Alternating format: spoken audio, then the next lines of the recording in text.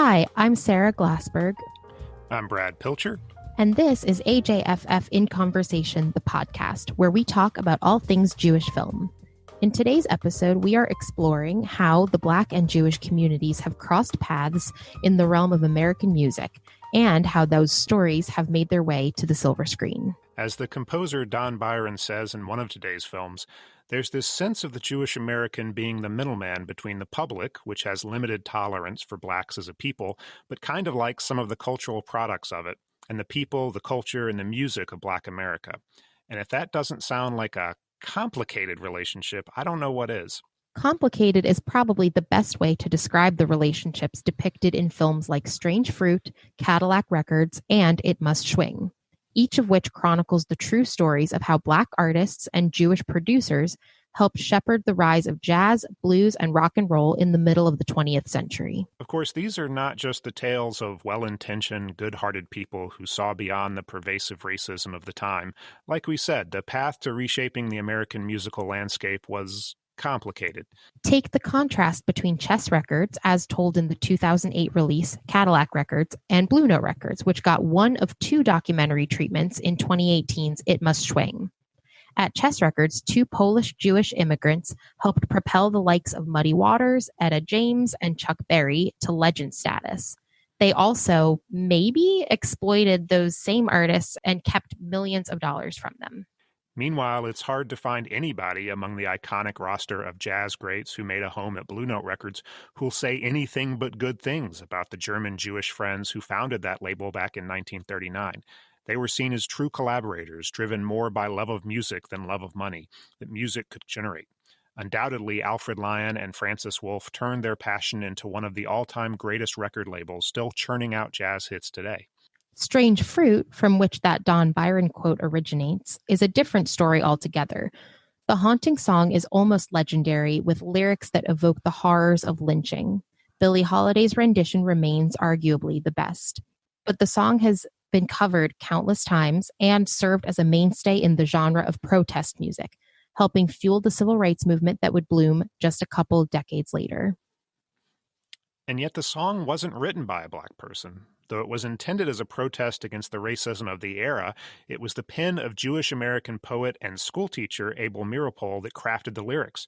The music he would write with his wife before seeking out Holiday to record the track. What drove a Jewish schoolteacher to write the song? What, if anything, in the song reflects the shared Jewish and Black experience? And, like the branches of strange fruit-bearing trees, how have those experiences diverged in the decades since? These are the questions we want to explore today. These films bring up a lot of things we need to unpack, and like all films rooted in history, we have to ask, how accurate were they to the real people whose stories they tell? To help us with all of that unpacking, we have asked two wonderful experts to join us today. Reverend Dwight Andrews is a composer, musician, minister, and professor of music theory and African American music at Emory University. And Joe Alterman, an acclaimed musician whose piano playing is well known to listeners of this podcast. It is, after all, his music that opens and closes our show. Joe is also the executive director of the Atlanta Jewish Music Festival, with a deep appreciation for the history of jazz and the blues. Thank you both for joining us today. I would like to start with that Don Byron quote. When he talks about there being a tradition of Jewish Americans acting like middlemen between Black musicians and the larger white public, what is that? What is that dynamic, that relationship? Why is that relationship so prevalent in the history of American popular music?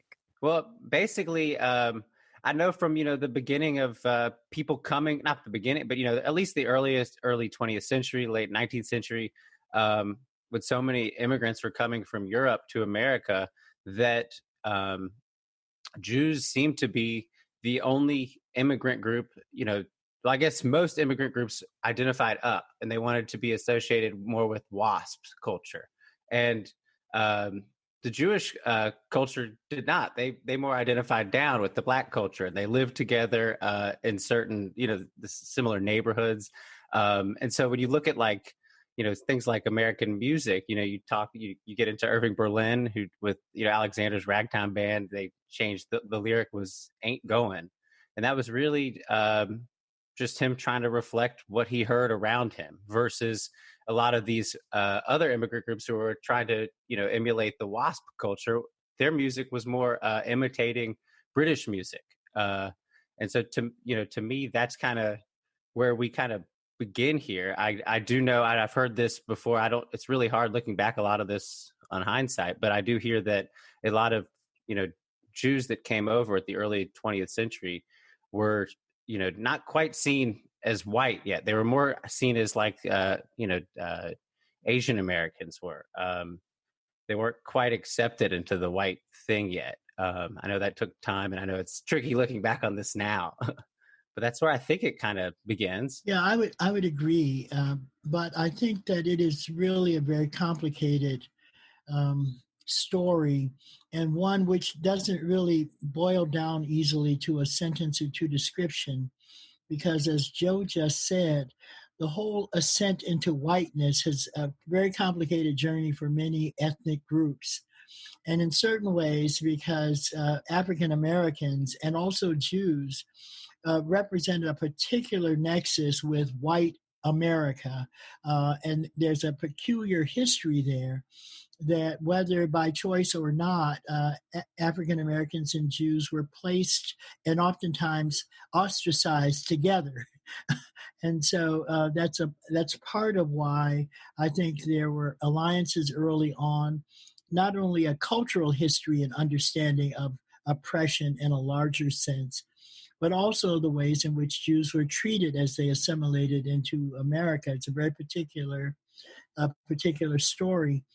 It's a complicated story, though, because I think one can look at it on a variety of levels. When I listen to what I consider to be Jewish music, and I'm no expert, I consider a lot of the musical attributes of that music very similar to the music that I know as Black music. So, I mean, there are modes and there's scales and there are melodies and there's a kind of ethos to what music is that I think the two cultures share, not necessarily one influencing the other, but these are two cultures that express themselves in similar ways. So I think that there was already something there, even before we get to Harold Arlen or George Gershwin or, Irving Berlin. Certainly the nature of kind of ethnic enclaves in New York particularly made for a certain kind of chemistry in which African Americans and Jews were not only sharing neighborhoods and sharing cultures, but also, in a sense, sharing a similar kind of creative way of being that involved a really important connection between the two groups. So you take something as complicated as Tin Pan Alley, which in many ways synthesized some of the dance rhythms of African Americans, the cakewalk, and some of the things we associate with ragtime in these early popular songs. But you also take the performers. I mean, there's just a really important nexus between these early industries like Tin Pan Alley and with Black performance and Black performance practices. And so it's one of those chords that you have to kind of unwind thread by thread in order to fully appreciate kind of all of the bits of it. I think Don's point, and he certainly is one that has a wonderful and unique experience with these musics, I think is that in some ways the fascinating history for me of Blacks and Jews in the music business is that they often these two groups creatively found a way to exist, and it oftentimes involved existing together in ways that they couldn't otherwise. For listeners who may not know, what is Tin Pan Alley? Because there's certain terms that came up in these films that we're talking about that I was like vaguely aware of. But Tin Pan Alley was one of those things where I was like, what are they talking about? Like, what is that? So Tin Pan Alley was in New York City. It was a neighborhood literally where songwriters literally would hawk and write their songs and literally sell them on the streets. So it was Tin Pan Alley. You could walk down the street and a guy would say, hey, I got a new song. What do you think of this? And they play it for you and you buy it for 10 cents. So it was literally a hotbed of where popular music was sold as sheet music. And oftentimes the early theater performers on Broadway and vaudeville would buy the music. They would say, hey, I like that song. I'm Just Wild About Harry, and I'm going to put it in my show. Because you remember that in the early days of vaudeville and Broadway, these weren't book-length musicals. These were essentially variety shows. If you had a good song, you would throw that in. If it didn't work, you throw it out and buy another song and put it in. And so Tin Pan Alley was a really vital part of early American popular sheet music and entertainment, 1920s, 19teens, 20s, 30s. I forget the streets that it was on, but there's some wonderful historical photographs where you see people literally selling songs and playing them right on the piano, right on the street to whoever would buy them. Yeah, I totally agree. I just wanted to add to the last question, if it's okay. You know, I remember that Don Byron quote was specifically talking about when Abel Meeropol wanted Billie Holiday to record Strange Fruit. So basically, they arranged a meeting between Billie Holiday and Barney Josephson, the owner of Cafe Society, where she was performing, and literally kind of had to work on kind of selling her the song. So in that instance, he really was like this middleman, and there is a lot of instances like that throughout American history. You could take like Norman Granz, another person, or Alan Lomax in a way. So I think he was, in a way, it was a very literal thing.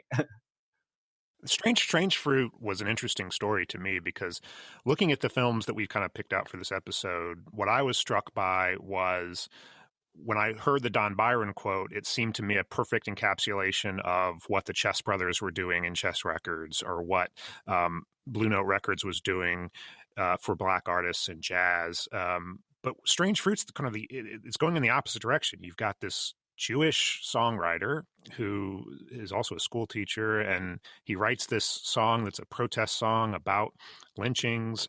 And then he's going to a Black artist and saying, would you please sing this song? And apparently she was reluctant at first to do it for whatever reason. It's just like you expect when you hear that Don Byron quote, the idea of like Black artists creating this art and then white, quote unquote, Jewish, or at least white passing Jewish Americans kind of helping create a pipeline into the popular consciousness. But this was the opposite direction in a way. And I don't know, was that unique? Was that something that that was more common, or was Strange Fruit really this weird animal that just happened in a different way? Yeah, I think it was a strange animal, or a weird animal, in the sense that Strange Fruit did not come out of the jazz tradition in the traditional way.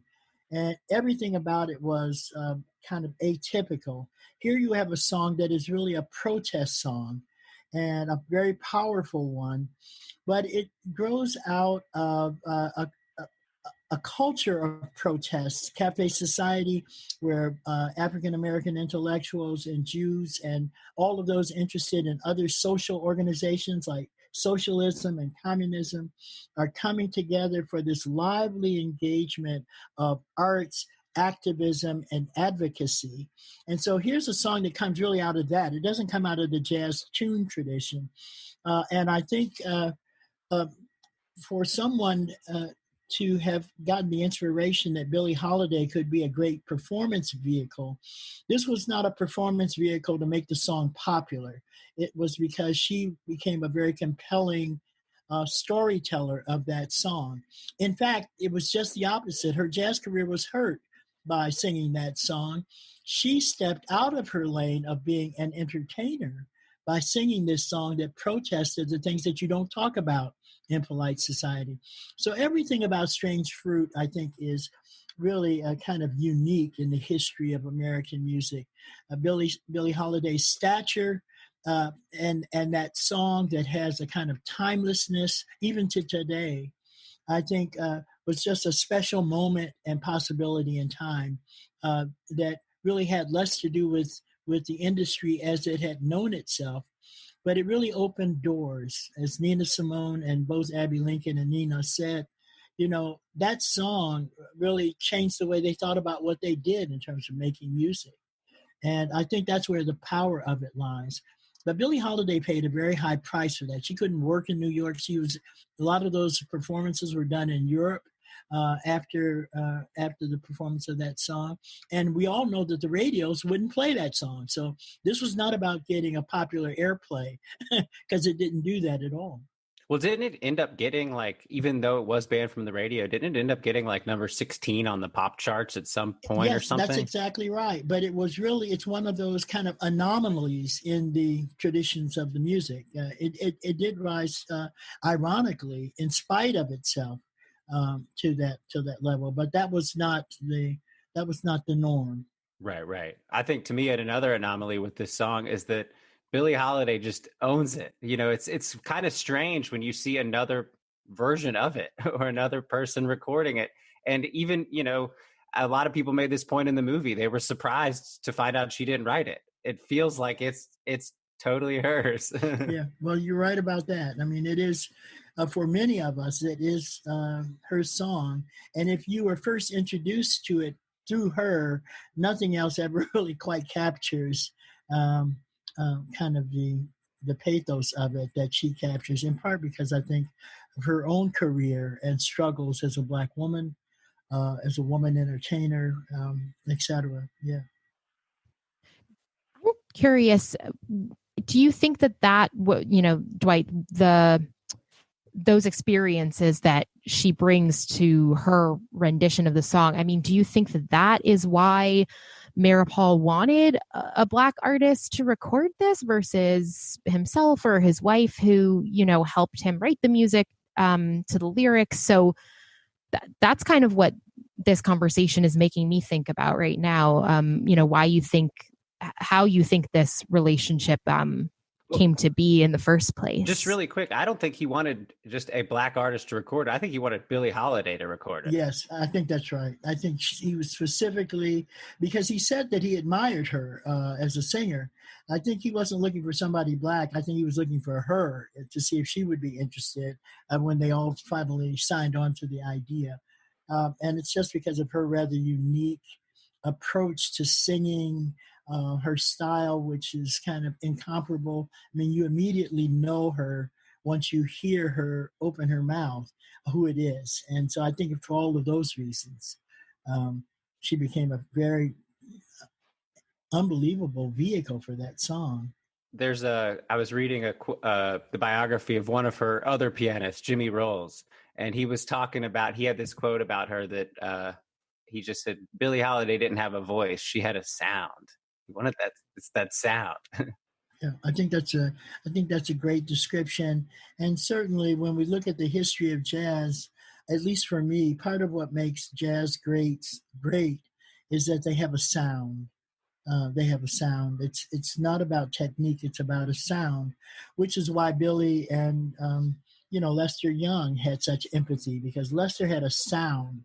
And Lester once famously was asked, who did he listen to? And he said he listened to Billie Holiday. He was trying to capture that sound in his tenor, which gave him his own sound. And she said the same thing about Prez. And so that kind of empathy between vocalists and instrumentalists, I think it's just had a very, very long history as well.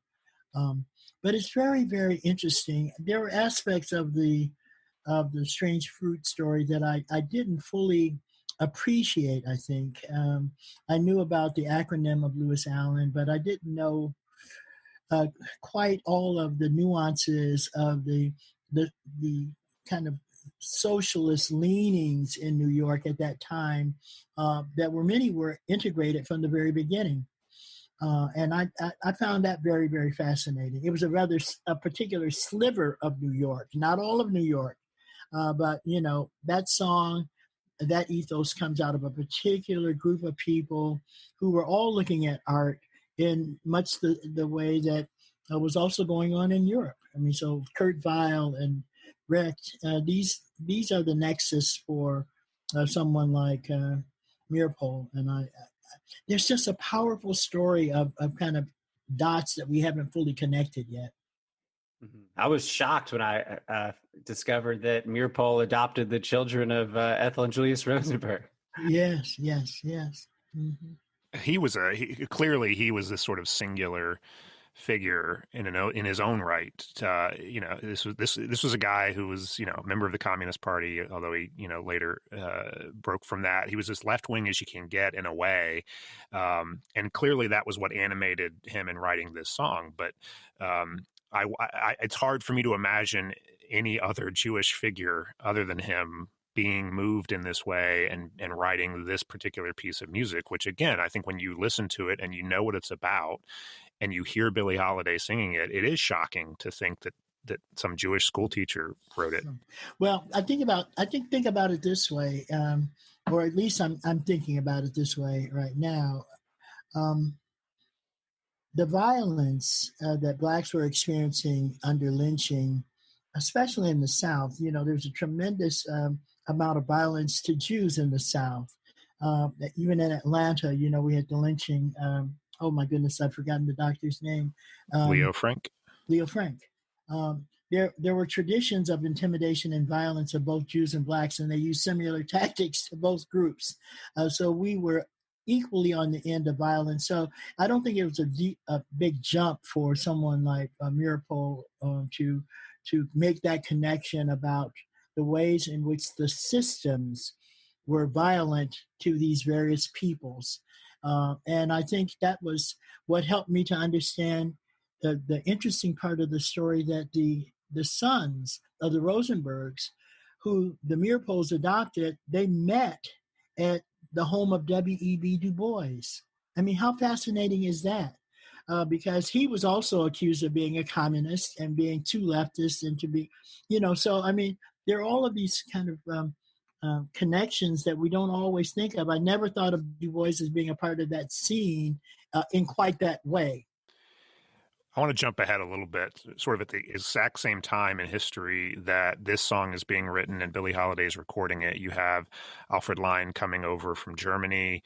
He founds Blue Note Records with his friend Francis Wolff.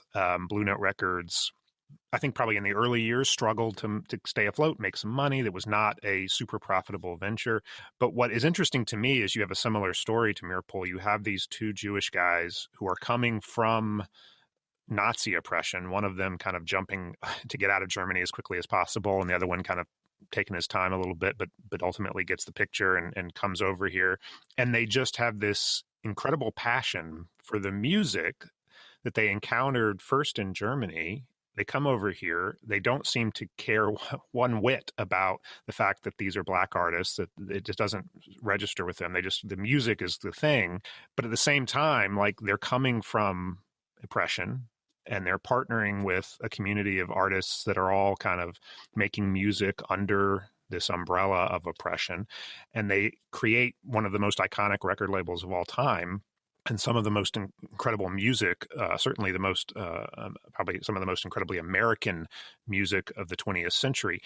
What are the similarities? Because they're kind of happening at the same time, at least they're growing out of the same moments, but you have this there's something to me when I watched It Must Swing about the fact that these were not just Jewish guys. These were German Jewish guys who had just gotten here. They came over here directly from, the cloud of Nazism. I don't know if that changed their perspective or if that colored how they approached the work that they did and the music that they helped not necessarily make, but at least produce and promote.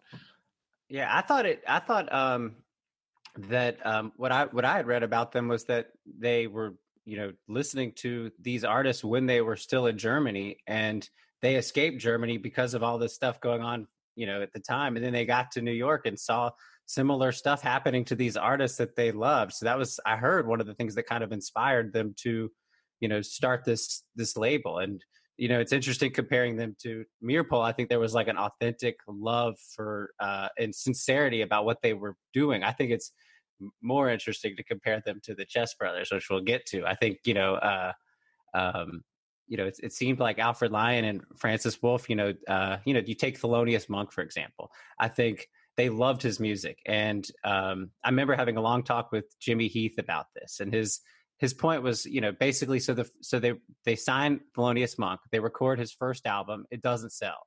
Any other label at the time, Columbia would have dropped it, but they didn't. They would they kept recording him until it caught on, and I think there's a lot to be said for that. I remember Jimmy Heath, who he wasn't on Blue Note as a leader, but he was on on a few sideman sessions. He was, just constantly, not constantly, but when we had this conversation talking about how, it was thanks to some of the, people like Alfred Lion, Francis Wolff, that some of the Black icons in jazz are who they are today. Most people wouldn't have stuck with Thelonious Monk if the first record didn't sell. So they did that with a lot of people. He said, you wouldn't have heard of me.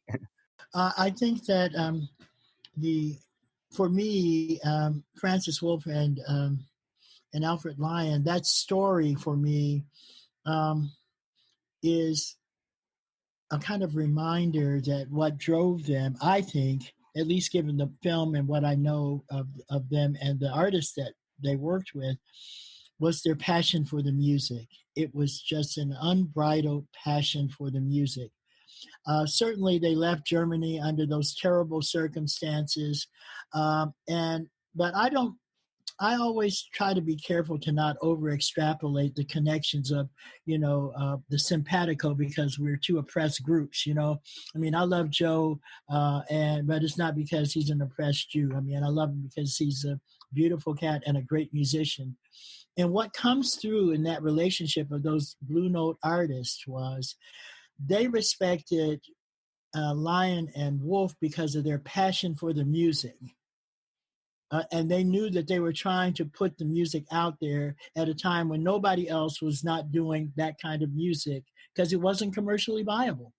And they were doing it because they loved the music and saw and heard something in these musicians.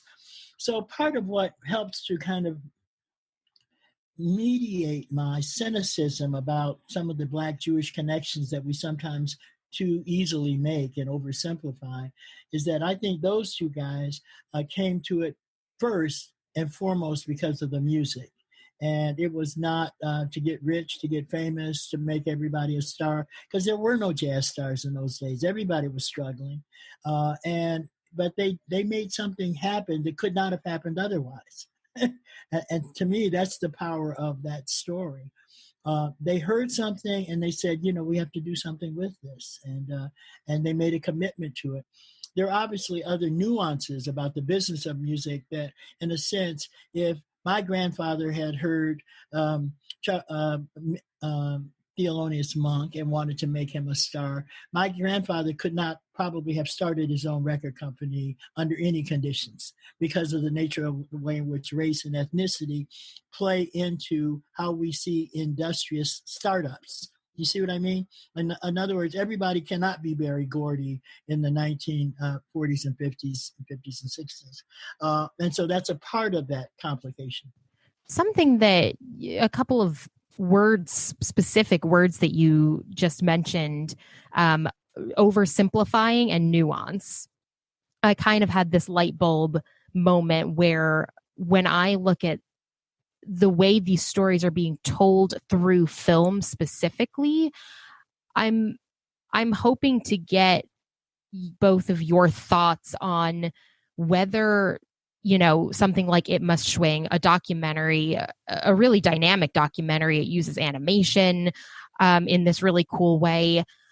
And of course, something that we didn't really touch on yet is that when it comes to the Blue Note Records story and the Chess Records story that we will get to in a moment, there are two films. In the Blue Note Records case, it's two documentaries, and in the Chess Records case, it's two narratives.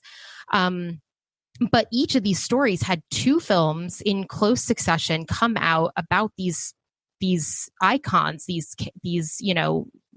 musicians, and Wolff and Lion and their story. And from what I know, It Must Swing really focuses more on this relationship and more on Wolff and Lion than something like Blue Note Records, which maybe kind of looks at it more from the artist's perspective or focuses on that a little bit more. So essentially, I mean, starting with Blue Note Records first, before moving on to Chess Records, what are your thoughts on how these films are portraying these stories? Are they balanced and nuanced? Is there something that you know of this history that you wish the film would have touched on more? It's such a tricky thing to adapt these complicated, nuanced histories, whether in a documentary or a narrative. So curious what your thoughts are. That's a great question. And I think partially, Sara, because I'm becoming an old wise man, that I kind of frame things differently than I did a quarter of a century ago. But the reality for me is that storytellers tell the story they choose to tell. And so when we look at the It Must Swing, that was really a story about Alfred Lyon and Francis Wolff. Certainly, the relationships with the musicians is important, but it's really about them. There is another story always to tell it from the perspective of the artist. And, so when we want to look at kind of Black music from the bandstand up, you get one story. If you want to look at it from the top down, ask Teo Macero about Miles Davis, you'll get a different story than the cats who were on the session when Teo was being Teo. So I just think that it depends on what story you're telling. I don't think that there's any such thing as balance. Let me just say that. I've given up on balance. What I certainly respect is making choices to tell the story that you think needs to be told. And there are many different stories looking at the same item, the same music, the same tradition. And that's why we have to have multiple storytellers and access to tell different stories about the same thing. And we don't have that yet. And part of the way in which we dumb down, I think, culture is to think that there is this notion of a kind of a balanced way, a nuanced way of looking at it that doesn't either blanch out all of the wonderful nitty gritty details so that we have this nice, smooth and kind of uncomplicated terrain, or we just don't really dig into the gumbo, which is where I think the real taste is. Mm.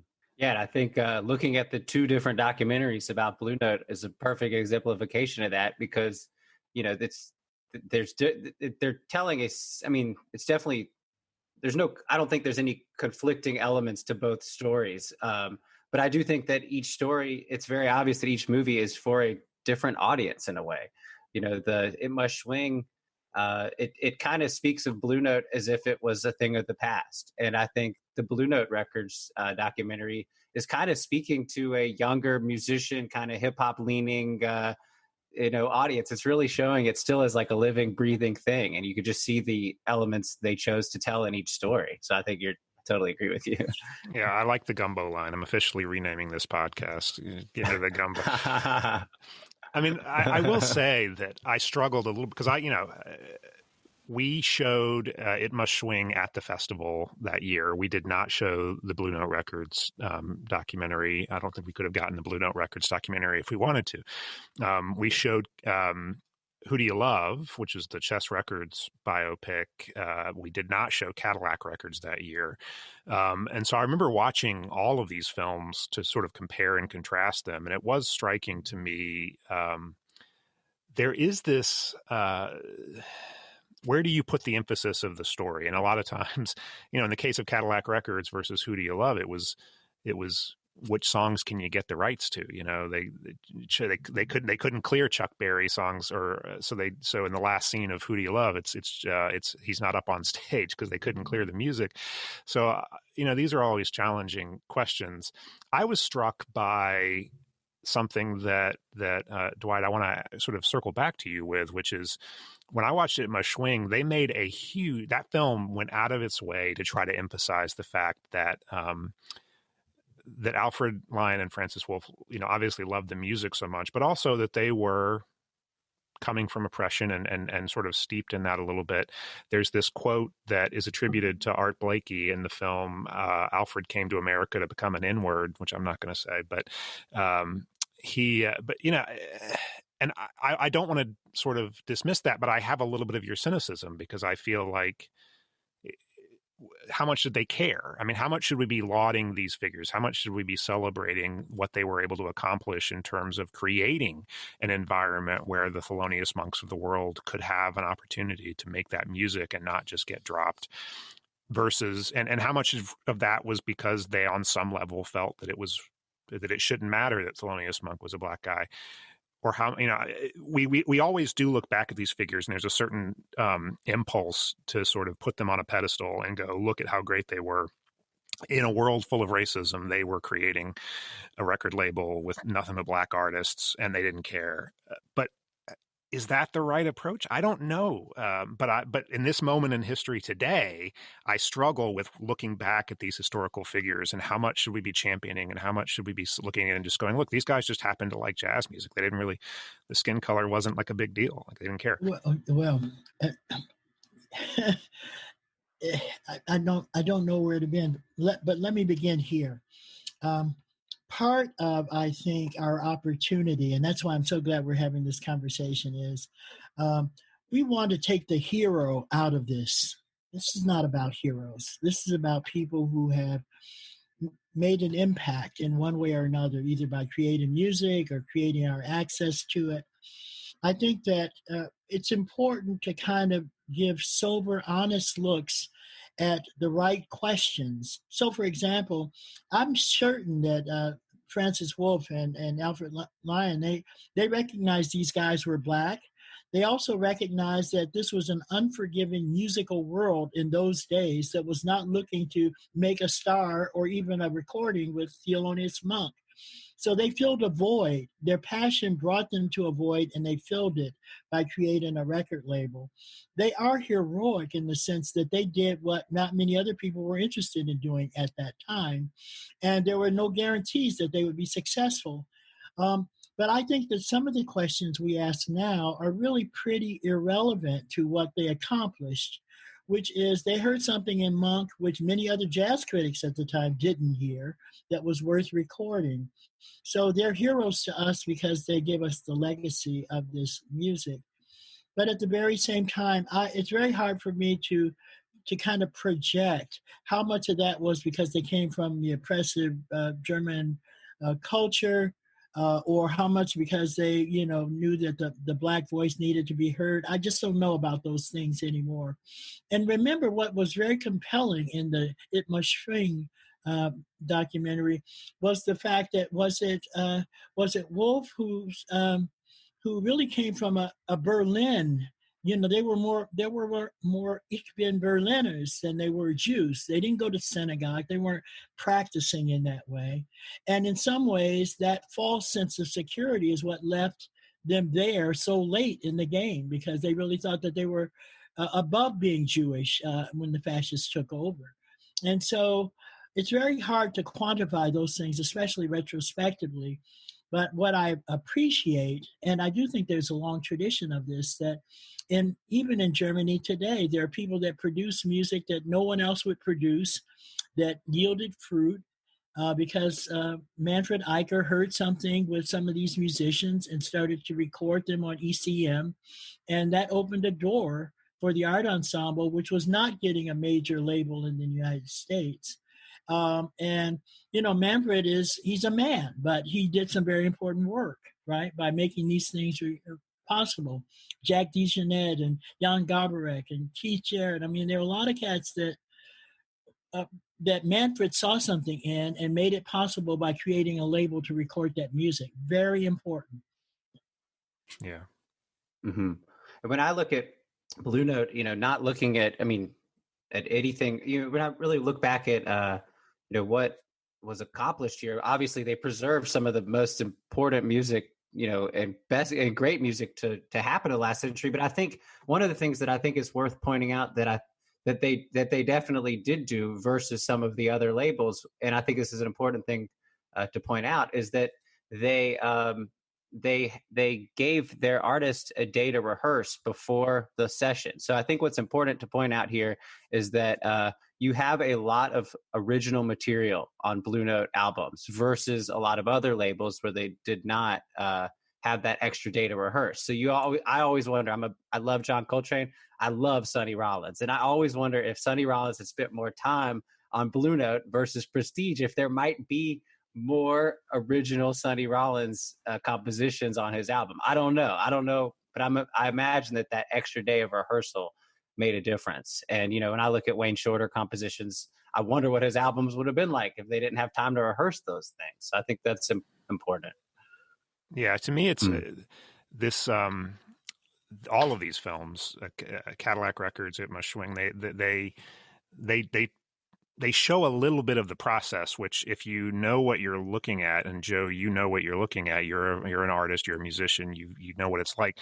It's fascinating to see how the different processes yielded different results, because when you look at, they talk about Enigma Schwing, this that they would play all night and they would stay up and they would just go right back in the studio and be like, well, go ahead and let's do an impromptu recording session, which was insane on some level, but it yielded these really dynamic recordings that you wouldn't get any other way. And then you go to Cadillac Records and you see, I'm not sure how accurate it was, but this depiction of what the experience in the studio is, and it's very different in the Chess Records time. There's things that I actually, in doing research, wasn't necessarily in the movies. I was surprised by, in the movie you see Leonard Chess in Cadillac Records just kind of finding these artists in some club somewhere and signing them, and they come in, they start recording. But in reality, I think like Howlin' Wolf shows up in the film and he's like driving this beat up pickup and he's just been signed to the label. In reality, like he was recording in Memphis and they didn't have a label yet, so they just licensed his stuff to Chess, and he didn't go to Chicago till after he already had Chess singles out in this.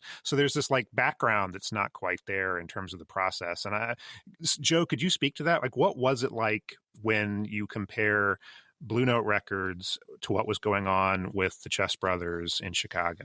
Well, first, I think it's important to point out with Cadillac Records, I remember seeing the film years ago and I enjoyed it the first time I saw it. And then I rewatched it a couple of days ago after a few years of, and I was shocked at how, I mean, it's not even the story. I mean, for one, it is. I mean, it shows, I think the positive is it shows how much world-changing music came out of Chess Records. But I think, for example, it was the Chess Brothers. There was no Phil Chess in that movie. That was strange. They also left out Bo Diddley, who had a huge role in that label. And they also kind of had like a romance between Etta James and Leonard Chess that really wasn't there. And they created all this drama between the artists that I don't know, I don't know the story if that's true, but there was enough drama in the real story to tell it more truthfully, I think. So I was just shocked kind of rewatching it. But I think the main difference, at least, and again, it's hard to look back on this now and kind of talk about it. But I know that it seems that the Blue Note Records people got into this because they loved the music, and the Chess people got into this because they saw a business opportunity. And it's not to say that they came into this and maybe didn't like the music or were trying to use the musicians, but they, I know that that Macomba Lounge was a big deal for the Chess Brothers. And I think basically there were artists playing in that lounge that other people wanted to record. And then Leonard Chess thought, why would they record? I'll record them. And so I think, what's tricky there's so many things tricky about this Chess Records story. So many. I remember we did a concert with the Jewish Music Festival, kind of telling the Chess Records story and playing some of the music. And I remember one of the first things I would hear a lot when I told people we're doing this Chess Records concert was, man, screw the Chess Brothers. They were in with the mob. And I did my homework. Yes, banks would not fund recordings of unknown Black musicians at the time. So and I'm not defending them. There's so much there. Muddy Waters would come to Leonard Chess and say, I wrote this song. He'd say, great, we're going to split the co-writing credit with Alan Freed, the most popular DJ in the country. And, we hear that today and it doesn't sound right. And I think to Leonard Chess, he was saying, well, if we make the most popular DJ in the country a co-writer of this song, he's going to play the what out of it, and we're going to all make money. I do think when I first was looking at this that I don't think, if anything, I don't think they were racist. I think they were they could have had an element of greed, I think, if anything. But it's so complicated, and I don't know if I answered your question at all, but it gets. You did. I think that's something that look, the Chess Brothers are complicated is the word we're using today. I think for me, watching Cadillac Records again in anticipation of this podcast, I was struck by, it's a biopic. It's got all of the cliches that you find in biopics, and it's also got all of the downsides. And the fact that it's a biopic that's trying to cover Leonard Chess and Muddy Waters and Howlin' Wolf and Chuck Berry and Etta James, and you're like, you can't do it. So it's it doesn't go as deep as you could, but knowing the story of Chess Records, I remember watching the film and going, yeah, they're alluding to things, but they're not getting into things. There's this line in the film where the voiceover, which is Cedric the Entertainer playing Willie Dixon, who was a songwriter for Chess Records. He's talking about the history of Chess Records, and he says Leonard Chess didn't care about the color of your skin, only the color of your money. And that's like the way the film, in a shorthand way, sort of says, yeah, they didn't care. They were not progressive guys trying to figure out a way to make a voice for African American artists. They just saw a hole in the market where they could make some money. But the thing that stood out for me in that film is the way that things could be interpreted from two different angles. And Dwight, this sort of alludes back to what you were saying. The story of Etta James' house, which apparently is a true story, that she had a house that Leonard Chess had in his name that she lived in. And when he had a heart attack and died, she was worried she was going to lose her house. And then this guy he had no will, at least in the film, he said he had no will, but this guy shows up at her house and hands her this envelope. She opens it up. It's the deed to the house that Leonard arranged to make sure she got when she died. Now, in the film, it's portrayed as like a symbol of his love, that he loved Etta James so much that he bought her this house, when in reality, it was probably just she was a drug addict and he didn't trust her to have a house. So, like, is that, I mean, I look at it and I see a guy who was, if you're being charitable, extremely paternalistic with his artists and did not trust them to tend to their own affairs. And in the film, Howlin' Wolf versus Muddy Waters, which is a true there was a genuine rivalry between those two artists, but in the film it becomes a way for them to, in shorthand, say Howlin' Wolf didn't take Cadillacs and he didn't take credit, and he just took his royalties, and he was independent, and he was the one you want to look up to. And Muddy Waters just took the Cadillacs and was wondering where his royalties were because he didn't realize that his royalties were paying for the Cadillac. Like, to me, that's such a weird way to look at the relationship. I don't know how accurate it was, because it strikes me as a white guy, and I have a black son, so I've spent like the past 2 years since we adopted him, like steeped in reading as much as I can and trying to, because I know that at some point he's going to get old enough to understand, have questions, and I have to sort of try to explain these things to him. But to me, looking at this story, I just see it, and again, I know it's not 100% accurate, but it's just this incredibly paternalistic, almost plantation style, like, I'm the guy with the money and I'm going to take care of you. If you need a house, I'll buy you a house. If you need a car, I'll buy you a car. But I'm also going to screw you out of royalties on the back end. And the film sort of alludes to there were lawsuits and people got paid at the end, but it never goes too deep into that complex kind of narrative. So again, it's like, do I think Leonard Chess and Phil Chess were racist? I don't know. But this film does not paint them in the best light. Yeah, Brad, you raise all of the important questions. And, what's striking to me is that in any artist and record company relationship, anyone, there are very, very difficult lines to draw. And sometimes we draw them because there's a racial divide. And so we presume that the relationship is paternalistic because the white guy has the money and the black guy is the artist. But in some ways, I think it's not that it's more complicated. That oversimplifies as well. I think that what we have to understand is that in the nature of the creativity business, which in the case of Chess Records or Blue Note or Motown, these are all businesses ultimately, that one has to kind of peel back the onion to understand what's driving what. And so the larger question of, is this a paternalistic or racist motive?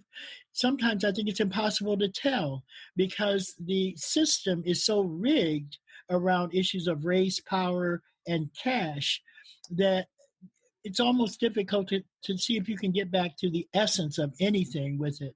And I think the documentary that should be made, and I think Joe would be the guy to make it, is we need to do a documentary on the music business, which itself is so seamy in its very existence. We'll have Joe and Ben Sidran do the other side of the music business, because in these cash and carry businesses where you can't get money from the traditional methods, lawyers won't take you because there's so many pieces of the way the business found a way of working that it's a very dark tale, and it muddies all of the issues that we think are, kind of, is it racist? Is it paternalist? I'm not sure, because the system is so rigged from the beginning. Take, for example, Louis Armstrong working in some of those clubs in Chicago, right, when they left New Orleans, and knowing that some of those clubs in Chicago, we know, were run by organized crime in this cash and carry business that was the liquor business. Uh, it's just, you have to kind of unpeel it. And I think that would be a fascinating, there's certainly enough anecdotal stories that we could probably put a multi-segment documentary together and we could all get rich. Just kidding. At least one half of that equation. Yeah, but let me just, one additional thing. Growing up in Detroit, in Motown, depending upon who you ask, Motown was the biggest blessing since Jesus came to earth. But you ask other musicians who were part of that system, Motown was not all that we now think Motown to be. And it's just the reality of this complicated music industry that was both very profitable, but was also driven by a cash and carry business. And the number of lawsuits that came out of Motown, that still come out of Motown, tells that story. Mm. And if it's okay, just two things came to mind as we were, talking here.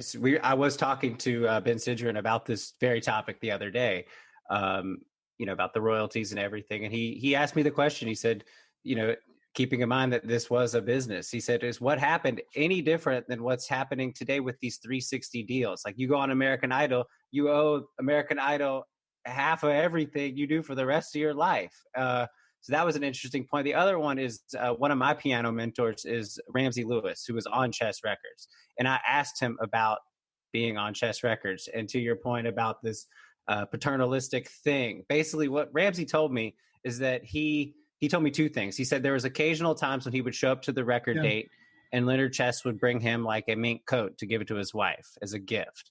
And Ramsey knew it wasn't just it was going to come from somewhere else. So he didn't say this, but it kind of felt like it was I'm going to give you this gift, you're going to owe me one, that kind of thing. But then Ramsey did say to me, he goes, look, but on the flip side of this, you would be talking to me. You would have never heard of me if they didn't give me that opportunity. There's no one wanted to record me back then. I mean, maybe he would have gotten a deal, but there's like this, this, I don't know what, I don't know the word. There's a tension there. Exactly. But it just came to mind. So my sort of closing question as far as Chess Records goes, and it's going back a little bit to my question from when we were talking about Blue Note, but so I agree with you, Dwight, that it's impossible to find balance. And obviously with Blue Note, again, we were talking about documentaries, and people often think documentaries are this objective truth, but that's not true. Documentaries are just as subjective as narratives. But when it comes to the Chess Records story specifically, especially given all of these kind of additional nuances and these really particular complexities that we've been discussing, we know that, Joe, you pointed out what was missing and what was untrue or inaccurate about Cadillac Records. And I know that Who Do You Love, it has both Chess brothers, but it kind of omits some of the storylines about the artists. So again, it kind of takes the focus off of them. What I want to get into a little bit more than we did when we were talking about Blue Note with this question is, what are the kind of implications, though, of a film, taking a particular stance, choosing to omit certain things, taking a particular perspective? Oftentimes a film like Cadillac Records is kind of constrained by its form, right? It is this Hollywood biopic. It's got star power. It's going to, by nature of all of that, by virtue of all of that, really gloss over some things. But what do you think is lost when films really do gloss over or completely omit things that, given this conversation, are really important for audiences to know about? Well, I mean, I was watching it just thinking, I know Beyonce, I saw she was like the executive producer, and I was just kind of confused the whole time, wondering what's the story you're trying to tell here, because there is a fascinating story. So I was just kind of confused the whole time trying to figure it out. But in many ways, this kind of film, this will sound weird at first, but it kind of reminded me of that movie Whiplash that came out in 2014 about the jazz drummer, and his teacher was making him play until he bled. And I remember talking to my dad about that movie after he saw it, and most jazz musicians did not like that movie because if you're bleeding when you're playing the drums, you're doing something wrong. And in the movie, that was basically like that's what you need to do. And my dad's point was that it did make playing jazz seem kind of heroic, like you're an athlete or something. And to me, the takeaway from Cadillac Records, even though I couldn't figure out what the point of the story was and why they left out the story they left out, was that when it comes down to it, is look at all this incredible music that was recorded and preserved on this label. I mean, you saw. I mean, it was weird that the Rolling Stones came in the film before Elvis came in the film, but I mean, it's just, you hear all that music and you wonder, where would music be without this label having recorded this stuff? Yeah, Sara, you've asked, and Joe has kind of spoken to it. I think you've asked a very important question, but perhaps another way to look at it is that ultimately, even a documentarian is a storyteller, and they make choices in the story that they feel will make the most effective story that they want to tell, albeit, in quotation marks, a documentarian film because of the facts of it. But even when we look at the documentaries that we love, I love Ken Burns' Civil War, for example. I thought it was a very powerful story being told there in terms of the costs, the human costs of that time in our history, and I thought it was told in a very powerful and compelling way. I didn't love as much the story of jazz. There are parts of it that I did appreciate, but there were clear choices that he made that I think betray the history of jazz as I know it. And that's because I'm a jazz musician and a Black person. And so there are huge things that are not there that Ken Burns said, well, I deferred to the experts. I talked to this person, and that's why but it still ultimately was his decision to tell the story that he told. We're all better for that series than had it not existed. But I think we should always come to it with an eye to understanding this is Ken Burns' take on the story of jazz. There's nothing definitive about it. It's his documentary story, and that's literally enough. I think I'm putting some limits on my expectations of any story, documentary or otherwise. But I think it goes to this other question that I wanted to raise before we end, that I think is analogous to Chess Records and Cadillac Records story. There are folk artists in the American South, some of whom I know, but the folk art industry, if we call it that, also has a very murky side. And so when we think about the quilts that are made by these women in Gee's Bend, Alabama, these beautiful quilts that serve to keep them warm at night, but they are also art in their own right. When you think about the ways in which they've made it into the museums, and now they are at these astronomical prices, and that there are now art dealers that deal in folk art, and these women are still living on cinder blocks in Gee's Bend, Alabama. That shows you kind of this system that's fraught with disparities. And who's to say that it's not a good thing? They make more money perhaps than they did before, but yet and still there's nothing equitable about the way in which we deal with folk art. And there are some people who have, as Joe said, they saw an economic opportunity, they seized it, and there were different beneficiaries to it. And that's the kind of story, as Don King would say, only in America can these things kind of exist at the same time. When art and commerce collide, somebody's going to be unhappy. Well, thank you both for being with us. This is a very broad conversation, a broad topic, and we've tried to condense it as much as we can into into an hour.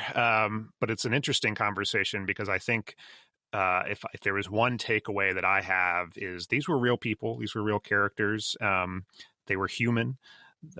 We should probably not lionize them quite so much. We should also probably not demonize them quite so much, but we should recognize that everything has a perspective. For me, watching these films, especially having this conversation with you, Joe, and with you, Dwight, it's like Rashomon. You know, somebody sitting over here probably saw it as terrible and paternalistic and manipulative and exploitative, and somebody standing over here looking at the same thing probably saw it as an opportunity. And I will go back to, there's the scene in Cadillac Records where you have Muddy Waters and Howlin' Wolf and Leonard Chess sitting in a room, and they're all arguing about stuff after Little Waters died. And you know, Howlin' Wolf says, look, you know, a man's job is to make money. And he's looking at the exact same story. And he's sort of seeing it one way, and Muddy Waters is looking at the exact same story, and he's seeing it a very different way.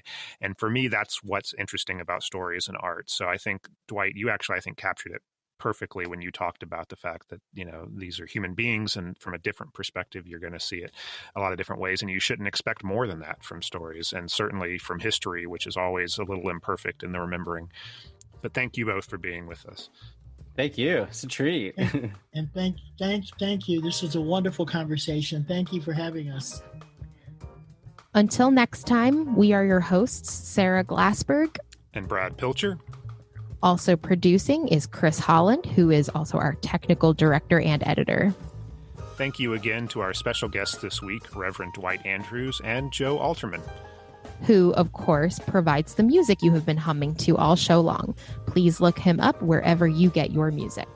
You can always find more from us as well as show notes at ajff.org/inconversation. Our email address is inconversation@ajff.org.